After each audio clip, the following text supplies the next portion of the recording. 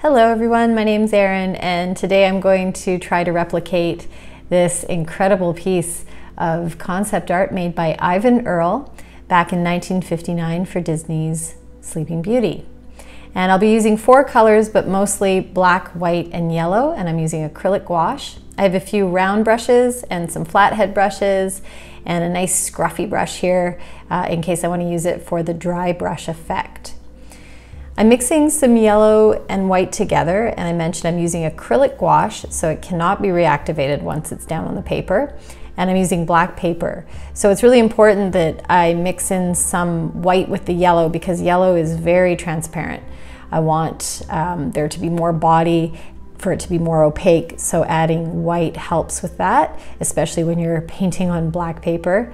And I'll be doing a few coats of this yellow, but that first coat's really about getting those lovely gestural lines, those dry brush edges, and just the general shape down.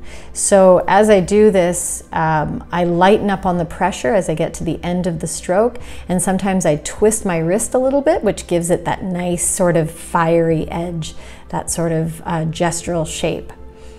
And you can see I've got a lot of shorter brush strokes in the center area of the shape, so I'm using a much larger brush here. I wait till all that yellow is completely dry on the page before I do this last coat. But what I'm doing is I'm mixing it up, adding a little bit of water. I'm not adding a ton of water so that it's thicker, which helps with that dry brush effect, but also to cover that black. And I'm just doing a final coat here with a bigger brush so that it's smoother, so that I get rid of some of those shorter brush strokes.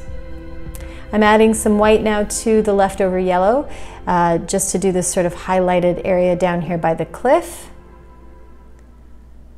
And on we go to the thorns, which actually were the hardest part of this whole painting. It took a while to get into doing these thorns.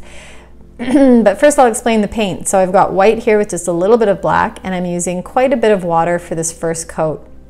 And the reason I want it more watered down than the yellow area is because I'm doing smaller, finer details, and it's just easier to get those shapes down with a more watered down gouache. If it were thicker, then it wouldn't be, as smooth, and I'd have more of a dry brush effect, and I just wouldn't be able to do those little squiggly, smooth lines that I'm doing to create the branches of the thorn bushes.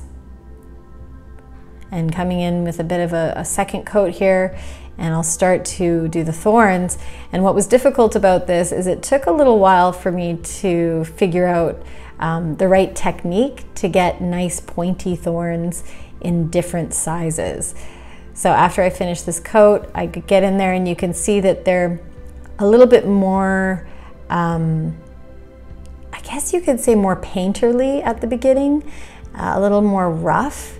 But as I continue doing them, I start to figure out my technique. I start to sort of paint these little triangles, which works better. So these look fine. I was happy with them, but I think I was feeling a little frustrated, whereas around this point here, I was like, oh yeah, okay, I'll paint these sort of little triangles, you can see there, and kind of fill it in.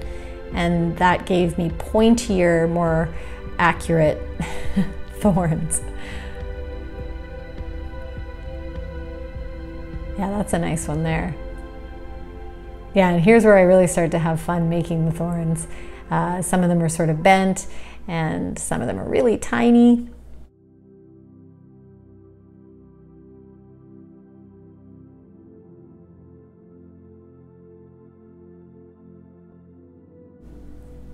At this point, I'm looking at the reference quite a bit, but I was sort of just going on my own kind of instinct with where the thorns should go.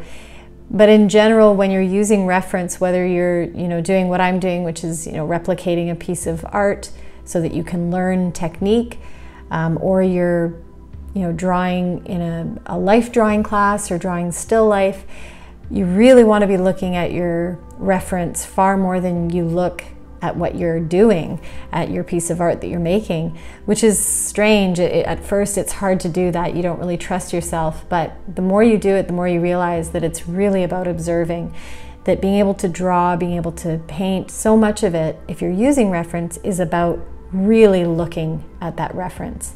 So I've said it before, but the rule of thumb is 70-30. So 70% of the time you're looking at reference, 30% of the time you're looking at what you're doing on your canvas or your paper. So I have a smaller flathead brush here.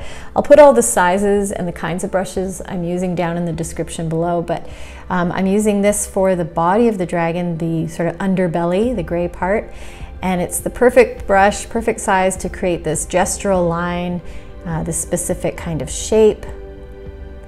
And again, my paint is, watered down enough that I can get a smooth stroke. And now I'm using a round head brush, my number 6, sable brush, to just fix up the shape a little bit, finesse it up a little bit, and to deposit more paint for the second coat. And I've waited until that first coat is almost completely dry. You should wait until it's completely dry, because if you don't, you have the risk of picking up the paint underneath or making it crumbly or not as smooth. And I noticed when I looked carefully at the original Ivan Earl illustration that the inside of the dragon's mouth is white.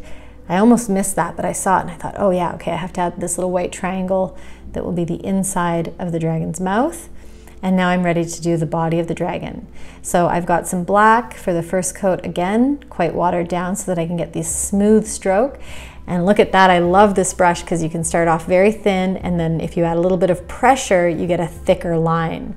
So in number 6, is very useful because you can do thin and thick lines, covering a lot of ground here. And these archways, or not archways, actually it's his wings, or her wings, this is a her. I don't want to give away what happens in the movie if you haven't seen Sleeping Beauty, so I won't say anything else. But those shapes of the wings, at first I just did them quickly, and then I touch them up as I fill in the wing. I make sure that those are nice smooth shapes, and I do a little bit of fixing up on the shape of the wing, that part that's sort of bulging there,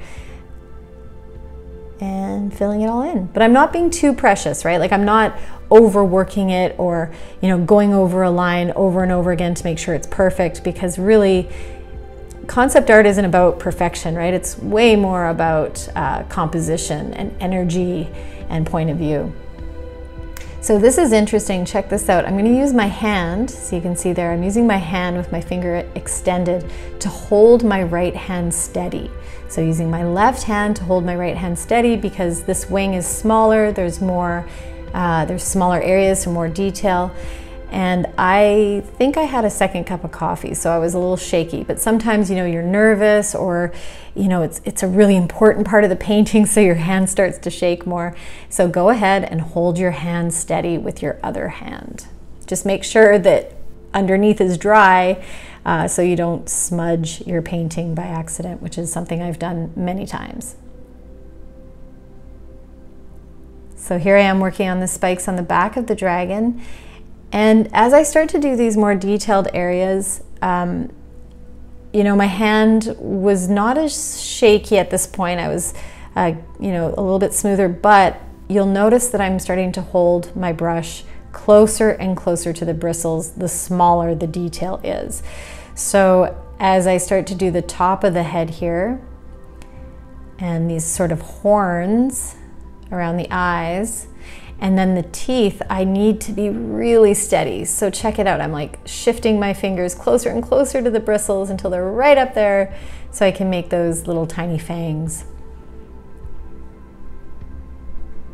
However, as I move on to these lines across the underbelly, they're quick, they're more gestural, thick and thin. They don't have to be at all precise. So I was able to have my fingers further from the brush. All right, this coming up was what I thought would be the hardest part, painting the horse and the prints on top of the horse. But it actually wasn't too bad. And that's because, it's not a perfect horse. It's definitely more abstracted, these shapes, more of a, a gestural kind of horse. But I also thought of it as just a series of shapes, which does take away some of the pressure. And I mentioned that in the last video I did when I painted the caterpillar, you know, that if I focused too much on how hard it was going to be instead of just thinking, oh, these are a series of shapes, then I probably would have messed it up. So that's a good thing to remember. Just think of people and animals as a series of shapes. There's a little cape there.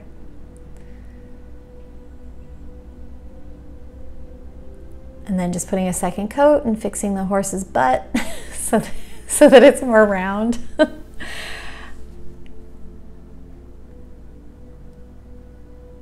All right, next up, this was fun to do, is the sword. So this is a magical enchanted sword. So not only is there a sword in this painting, but there's also some sort of fairy dust or elements that represent magic.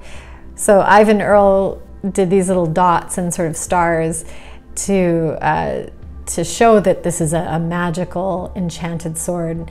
And I was a little nervous to paint these, but I just went for it and it was really fun. I didn't copy exactly what he did. I just sort of did my own version of that magical fairy dust. Now here we're going to bring in a fourth color, cyan, and just using a tiny, tiny bit of cyan mixed in with some white to do the dragon's eyes. And I had to do 2 coats. So after the first coat dried, just putting in a second coat. And the final touch is just sharpening up the edge of the cliff here with some black.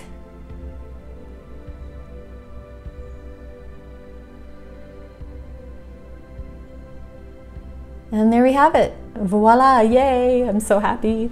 Yeah, it was a lot of fun. It just took about an hour to do, and just 4 colors, amazing. Anyway, I hope you enjoyed it. Don't forget to like and subscribe, and I'll see you again soon.